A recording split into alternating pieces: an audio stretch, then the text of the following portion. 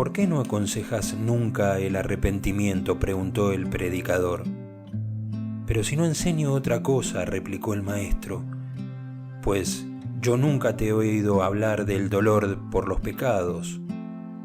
El arrepentimiento no consiste en afligirse por el pasado. El pasado ha muerto y no merece un solo momento de aflicción. Arrepentirse es cambiar de mente, es ver la realidad de un modo radicalmente distinto.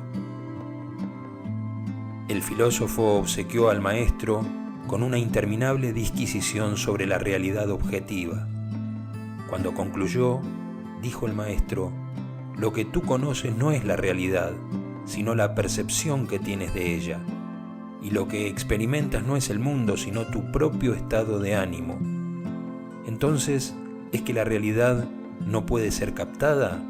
Sí, pero solo por los que van más allá de sus pensamientos. ¿Y qué clase de personas son esas? Las que se han liberado de ese gran protector que llamamos el yo, porque cuando el yo desaparece, cesa también la protección y se ve el mundo en su desnuda belleza. Cuando el maestro oía decir a alguien: me gustaría mucho más mi mujer si fuese de otra manera, solía contar lo que le ocurrió a él un día mientras contemplaba una puesta de sol en el mar. ¿No es precioso?, le dijo entusiasmado a una pasajera que se encontraba junto a él apoyada en la barandilla. Sí, dijo de mala gana la mujer, pero ¿no cree usted que estaría mejor con un poco más de rosa a la izquierda? Todo el mundo, dijo el maestro, te resulta encantador cuando prescindes de las expectativas que te habías forjado sobre cómo deberían ser. Me enorgullezco de saber juzgar el carácter de los demás. ¿Es eso algo de lo que realmente se puede estar orgulloso?, preguntó el maestro. ¿Acaso no lo es? No, hay un defecto que es común al juez bueno y al juez malo, que tanto el uno como el otro juzgan. Lo que más me deprime es la absoluta vulgaridad de mi existencia. Jamás en la vida he hecho nada tan importante como para merecer la atención del mundo. Te equivocas si piensas que es la atención del mundo lo que hace que una acción sea importante, dijo el maestro. Siguió una larga pausa. Bueno, pero es que tampoco he hecho nada que haya influido en alguien, ni para bien ni para mal. Te equivocas si piensas que es el influir en los demás lo que hace que una acción sea importante, volvió a decir el maestro. Pero entonces, ¿qué es lo que hace importante que una acción sea importante? El realizarla por sí misma y poniendo en ello todo el propio ser. Entonces resulta ser una acción desinteresada, semejante a la actividad de Dios. Cuando uno de los discípulos cometió una grave equivocación, todos esperaban que el maestro le aplicara un castigo ejemplar. Pero cuando, transcurrido un mes, vieron que no pasaba nada, uno de los discípulos le manifestó al maestro su desacuerdo. No podemos ignorar lo sucedido. A fin de cuentas, Dios nos ha dado ojos. Sí, replicó el maestro, y también párpados. ¿Por qué cuando predicas insistes tanto en el valor del sufrimiento?, preguntó el maestro. Porque el sufrimiento nos enseña a afrontar todo cuanto la vida puede acarrearnos, respondió el predicador, a lo cual el maestro no replicó nada. Más tarde un discípulo le preguntó: ¿qué es exactamente lo que el sufrimiento nos enseña a afrontar? Y el maestro respondió sonriendo: supongo que más sufrimiento. ¿No sirve el sufrimiento para templar a la persona? No es el sufrimiento lo que importa, sino el temperamento de la persona, porque el sufrimiento puede dulcificar a la persona, pero también puede amargarla, del mismo modo que el fuego del alfarero puede carbonizar la arcilla, o por el contrario, darle temple. Cuando le preguntaron por qué nunca discutía con nadie, el maestro contó la historia de un viejo herrero, el cual le confió a un amigo que su padre, herrero como él, siempre había querido que su hijo siguiera la misma profesión, mientras que la madre abrigaba la ilusión de que su hijo fuera dentista. ¿Y quieres que te diga una cosa? Estoy encantado de que mi padre se saliera con la suya, porque si hubiera sido dentista me habría muerto de hambre, y puedo demostrártelo. ¿Cómo?, preguntó el amigo. He estado en esta herrería durante 30 años, y en todo ese tiempo ni una sola vez me ha pedido nadie que le sacara una muela. Esta misma es, concluyó el maestro, la lógica que subyace a las discusiones. Cuando ves algo con claridad, ya no tienes necesidad de lógica alguna. ¿Por qué estás siempre rezando?, preguntó el maestro. Porque la oración alivia mi mente de una enorme carga. Desgraciadamente, eso es lo que la oración suele hacer. ¿Y qué tiene de malo? En primer lugar, que te impide ver quién puso allí esa carga, dijo el maestro. Escucháis, dijo el maestro, no para descubrir nada nuevo, sino para dar con algo que confirme lo que pensáis. Discutís no para hallar la verdad, sino para defender vuestra manera de pensar. Y contó la historia de aquel rey que, al pasar por una pequeña ciudad, vio que por todas partes había señales de la presencia en ella de alguien dotado de una asombrosa puntería. En árboles, vallas y paredes había infinidad de dianas con un agujero de bala en el mismísimo centro. Cuando quiso que le presentaran a tan extraordinario tirador, este resultó ser un muchacho de 10 años. Es increíble, dijo el rey asombrado. ¿Cómo demonios lo haces? Es muy fácil, majestad, le respondió. Primero disparo y luego dibujo la diana. Lo mismo hacéis vosotros, primero sacáis vuestras conclusiones y luego construís en torno a ellas vuestras premisas, dijo el maestro. ¿Acaso no es así como os las ingeniáis para aferraros a vuestra religión o a vuestra ideología? Al maestro le hacían mucha gracia las exageradas pretensiones de la ciencia moderna de poder transformar el universo. Cuando entren en conflicto la voluntad humana y la naturaleza, apoyada a esta, solía decir. ¿Pero es que no podemos cambiar nada en el universo? No, mientras no hayamos aprendido a someternos a él. Siempre que el predicador mencionaba a Dios, el maestro decía, no metas a Dios en esto. Pero un día el predicador ya no pudo seguir soportándolo. Siempre había sospechado que eras un ateo, gritó. ¿Por qué no debo meter a Dios en esto? ¿Por qué? Y el maestro le contó la siguiente historia. Un sacerdote acudió a consolar a una viuda por la muerte de su marido. ¿Ha visto lo que me ha hecho su Dios?, vociferó la mujer. A Dios no le agrada la muerte, hija mía, replicó el clérigo, sino que le resulta tan lamentable como a ti. Entonces, ¿por qué la permite? No hay forma de saberlo porque Dios es un misterio. Entonces, ¿cómo sabe usted que la muerte no le agrada?, preguntó la mujer. Bueno, realmente, digamos que... Cállese, gritó la viuda. No meta a Dios en esto, ¿quiere?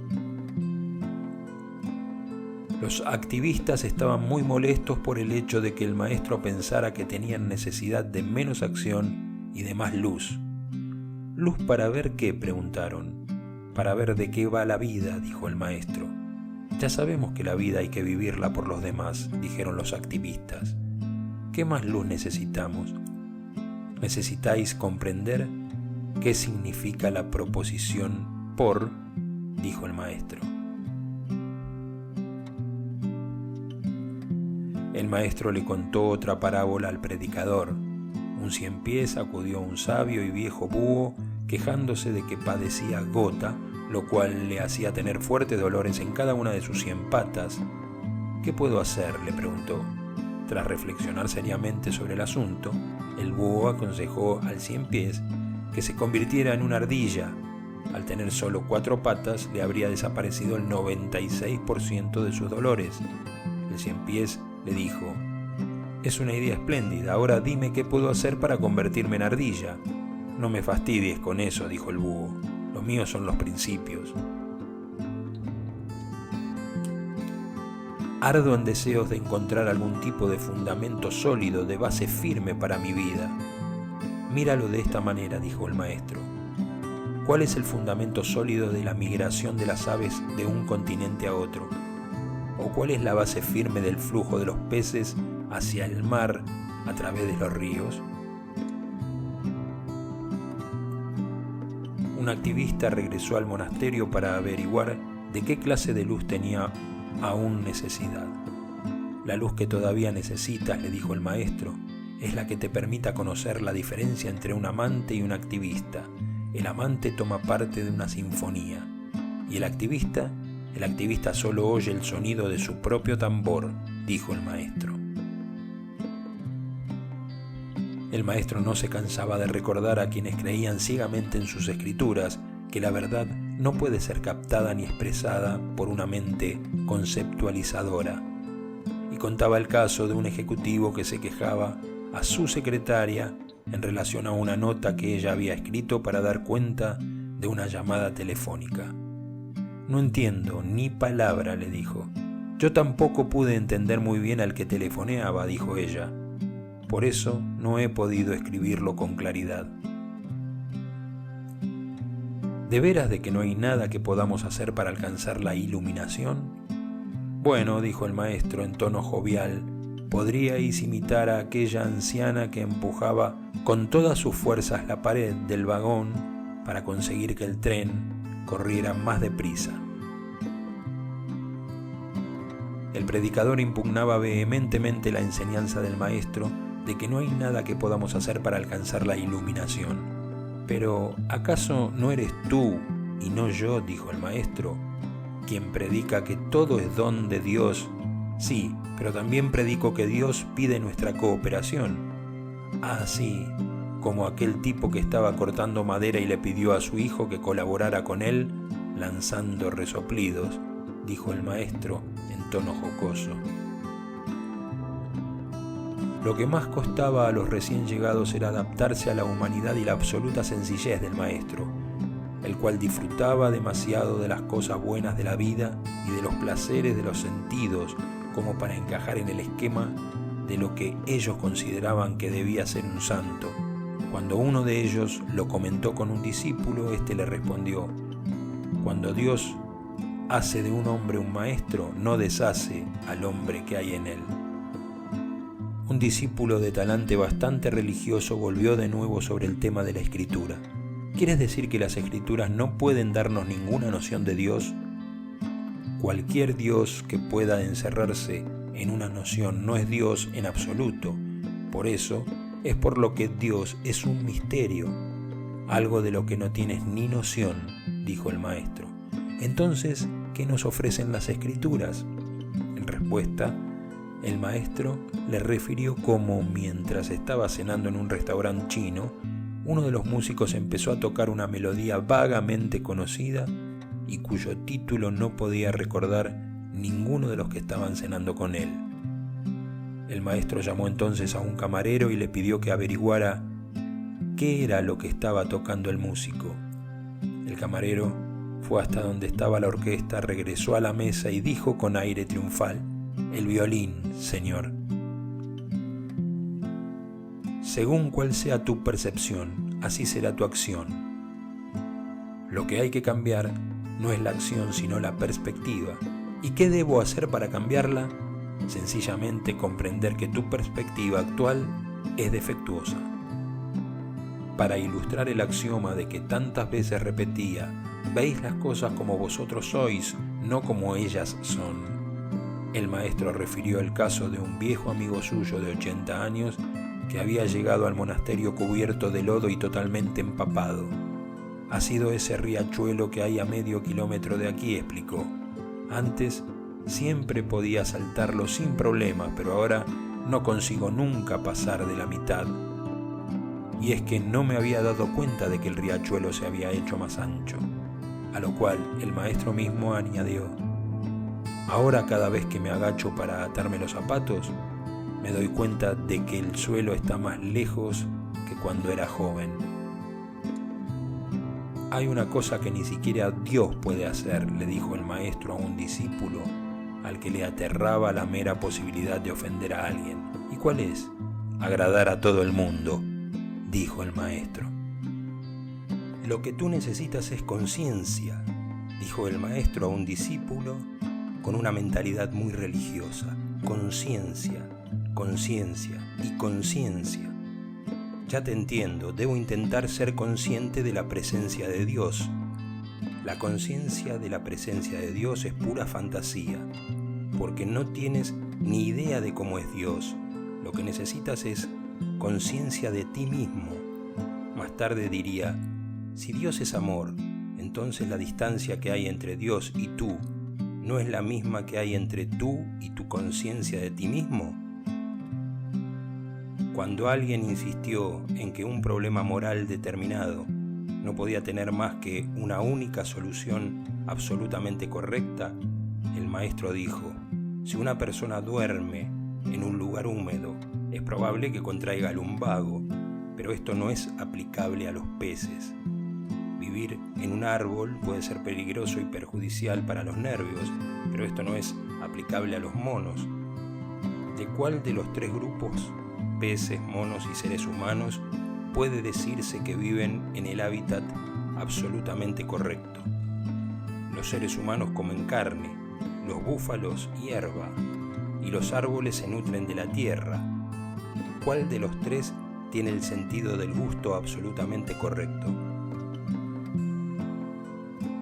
Un joven describía entusiasmado lo que soñaba poder hacer por los pobres.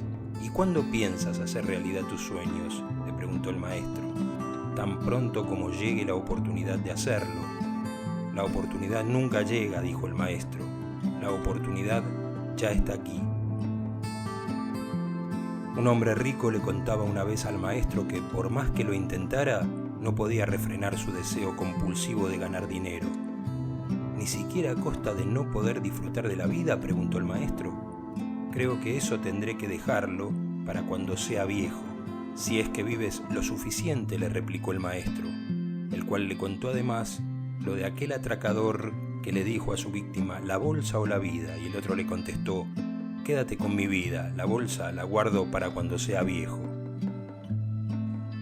A otro hombre muy rico que estaba poniendo en peligro su salud con su afán de ganar dinero, le contó el maestro el caso del avaro al que llevaban a enterrar. De pronto el tipo recobró el conocimiento, se hizo cargo de la situación y tomó una rápida decisión. Será mejor que me levante o tendré que pagar la factura del funeral. La mayoría de la gente prefiere salvar su dinero antes que su vida, fue la conclusión del maestro. Los discípulos se resistían siempre a aceptar del todo la enseñanza del maestro de que no había que hacer nada para cambiar o para alcanzar la iluminación. ¿Qué puedes hacer para disipar la oscuridad?, solía decir. La oscuridad es la ausencia de luz. El mal es la ausencia de conciencia. ¿Qué se puede hacer con una ausencia? Mis padres me han advertido que tenga cuidado contigo, dijo un recién llegado. El maestro sonrió y dijo, ten cuidado, querido, ten mucho, mucho cuidado, y correrás la misma suerte que tus prudentes padres. Jamás te sucederá nada muy bueno ni muy malo. No sé si puedo confiar en ese hombre, dijo un recién llegado al monasterio. El maestro, dijo un discípulo ya experimentado, no pretende que confiemos ciegamente en sus palabras, sino que nos invita siempre a dudar, a cuestionar y a criticarlo todo. Luego añadiría, lo que yo temo no son las palabras del maestro, sino su presencia. Sus palabras arrojan luz, pero su presencia te quema. Cuando alguien expresó el odio que sentía hacia los opresores de su país, el maestro le dijo, jamás permitas que nadie te arrastre tan bajo que te haga odiarlos. Si buscas a Dios, lo que haces es buscar ideas y pasar por alto la realidad, dijo el maestro, y contó el caso de un monje que se quejaba de la celda que le habían dado. Yo quería una celda desde la que pudiera contemplar las estrellas, pero me han dado una que tiene delante un estúpido árbol que me lo impide. Sin embargo, fue precisamente mirando aquel árbol como alcanzó la iluminación el anterior ocupante de la celda. ¿Qué os enseña vuestro maestro? Nada. Entonces, ¿qué demonios ofrece? Todo cuanto quieras tomar de su silencio y de su amor y de los rayos de las miríadas de soles que brillan en su cielo interior y en toda hoja y toda brizna de hierba. Todo el mundo sabe de mi audacia, dijo el gobernador, pero confieso que una cosa me da miedo, la muerte. ¿Qué es la muerte? ¿Y cómo puedo saberlo yo? Tú eres un maestro iluminado, tal vez, pero todavía no soy un maestro muerto. Un científico le hizo ver al maestro un documental sobre los logros de la ciencia moderna. Hoy podemos regar el desierto, decía exultante el científico, aprovechar la fuerza de las cataratas del Niágara, determinar la composición de una estrella y la naturaleza del átomo. Pronto habremos conquistado toda la naturaleza. El maestro quedó impresionado, pero no dejó de permanecer pensativo. Más tarde diría: ¿para qué conquistar la naturaleza? La naturaleza es nuestra amiga. ¿Por qué no emplear toda esa energía en vencer al único enemigo de la raza humana, el miedo? Cuando algunos de sus discípulos se deshicieron en elogios acerca de un famoso dirigente religioso, el maestro no se inmutó. Cuando más tarde le preguntaron su opinión sobre dicho individuo, dijo: ese hombre ejerce su poder sobre otros, no es un dirigente religioso. ¿Cuál es entonces la función de un dirigente religioso? Inspirar, no legislar, dijo el maestro. Despertar, no forzar. Los discípulos quedaron desconcertados cuando oyeron al maestro decir que el mal, visto desde una perspectiva más elevada, es bueno, que el pecado es una puerta de acceso a la gracia. Entonces les habló de la historia de Cartago, una especie de espina clavada en la carne de la antigua Roma. Cuando Roma finalmente arrasó Cartago, se relajó, se debilitó e inició su decadencia. Si desapareciera todo mal, concluyó el maestro, el espíritu humano acabaría pudriéndose. ¿Qué penitencia debo hacer, dada la enormidad de mis delitos? Comprender la ignorancia que los ha causado, dijo el maestro, y luego añadiría: así comprenderás y abandonarás y perdonarás tanto a los demás como a ti mismo, y dejarás de pedir esa venganza a la que te refieres cuando hablas de castigo o de penitencia. El maestro afirmaba que una de las principales causas de infelicidad que hay en el mundo es el secreto placer que las personas encuentran en sentirse miserables, y refirió el caso de un amigo suyo que le dijo a su mujer: ¿por qué no sales y te diviertes, querida? Y ella le respondió irritada: sabes perfectamente, querido, que nunca disfruto divirtiéndome. Un ejecutivo preguntó al maestro cuál creía él que era el secreto de una vida dichosa y afortunada. Hacer feliz cada día a una persona, le respondió el maestro, y tras unos breves instantes dijo: aunque esa persona seas tú mismo. Hizo otra breve pausa y añadió: sobre todo si esa persona eres tú mismo. Cuando el gobernador hizo una visita al monasterio, el maestro aprovechó la ocasión para protestar contra la censura que había impuesto a la prensa. No tiene usted ni idea del peligro en que se ha convertido la prensa últimamente, dijo el gobernador. Solo la palabra silenciada es peligrosa, le replicó el maestro. En cierta ocasión, pronunciando una conferencia, el maestro citó a un poeta antiguo. Al final, una joven se levantó para decir que habría preferido que el conferenciante hubiera citado las Escrituras. ¿Ese autor pagano a quien usted ha citado conocía realmente a Dios?, preguntó.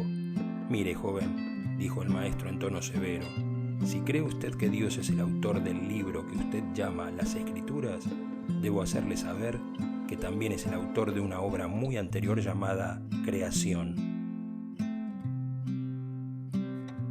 Alguien preguntó al maestro por qué se mostraba tan receloso respecto de la religión. ¿Acaso no era la religión lo mejor que tenía la humanidad? La respuesta del maestro fue un tanto enigmática. Lo mejor y lo peor, he ahí lo que se obtiene de la religión. ¿Por qué lo peor? Porque la mayoría de las personas saben la suficiente religión como para odiar, pero no la suficiente como para amar. Lo importante en la espiritualidad no es el esfuerzo, dijo el maestro, sino el abandono. Cuando caes al agua y no sabes nadar, te asustas y te dices a ti mismo, no debo hundirme, no debo hundirme, y te pones a mover como un loco los brazos y las piernas, y en tu angustia tragas agua y acabas ahogándote. Mientras que si te liberaras de tus pensamientos y dejaras de hacer esfuerzos y te dejaras ir hasta el fondo, tu cuerpo regresaría a la superficie por sí solo. Eso es espiritualidad. La sinceridad no es suficiente, solía decir el maestro. Lo que hace falta es honradez. ¿Y cuál es la diferencia?, le preguntaron. La honradez consiste en estar constantemente abierto a la realidad, dijo el maestro, mientras que la sinceridad no es otra cosa que creerse la propia propaganda. Dijo un día el maestro, no estaréis preparados para combatir el mal mientras no seáis capaces de ver el bien que produce. Aquello supuso para los discípulos una enorme confusión que el maestro no intentó siquiera disipar. Al día siguiente les enseñó una oración que había aparecido garabateada en un trozo de papel hallado en el campo de concentración de Ravensbrück. Acuérdate, Señor, no solo de los hombres y mujeres de buena voluntad, sino también de los de mala voluntad. No recuerdes tan solo el sufrimiento que nos han causado. Recuerda también los frutos que hemos dado gracias a ese sufrimiento.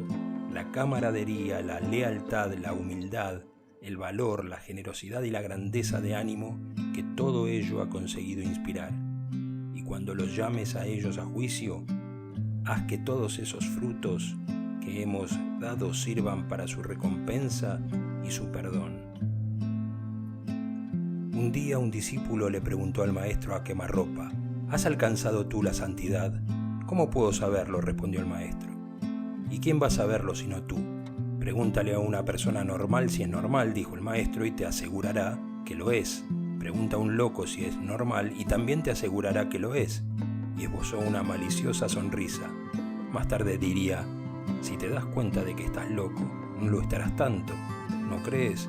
Si sospechas que eres santo, no lo serás tanto. ¿No te parece? El santo nunca es consciente de lo que es. Un recién llegado que no se sentía muy satisfecho con lo anterior, le dijo a uno de los discípulos, yo necesito realmente saber si el maestro es santo o no lo es. ¿Y eso qué importa?, le preguntó el discípulo. Importa mucho. ¿Por qué he de seguirle si él no ha alcanzado la santidad?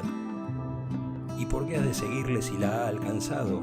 Según dice el maestro, el día en que sigues a alguien dejas de seguir a la verdad. Y añadió, los pecadores dicen muchas veces la verdad, y los santos han hecho equivocarse a muchas personas. Fíjate en lo que se dice, no en quién lo dice. Alguien le hizo una pregunta acerca de la providencia de Dios y el maestro contó la historia de dos judíos que estaban pasando una época de vacas flacas. Yo sé que Dios proveerá, dijo uno de ellos con mucha convicción. Yo solo le pido que provea mientras tanto, dijo el otro. Una de las consecuencias más perniciosas de la religión, según el maestro, era que había dividido a la humanidad en sectas, y le gustaba contar el caso de aquel niño que le preguntó a una amiguita, ¿tú eres presbiteriana? No, respondió ella con tono arrogante, nosotros pertenecemos a otra abominación. Cuando le preguntaron por qué era tan difícil ver, el maestro dijo, cuando Sam regresó de Europa, su socio y copropietario de la empresa, dedicada a la fabricación de ropa interior masculina, le preguntó con impaciencia, ¿pudiste visitar Roma, Sam? Por supuesto que sí. ¿Y viste al Papa? ¿Verle? La verdad es que me concedió una audiencia privada. No me digas, exclamó el otro sin poder dar crédito a sus oídos. ¿Y cómo es? Bueno, yo diría que su talla es una 36, dijo Sam.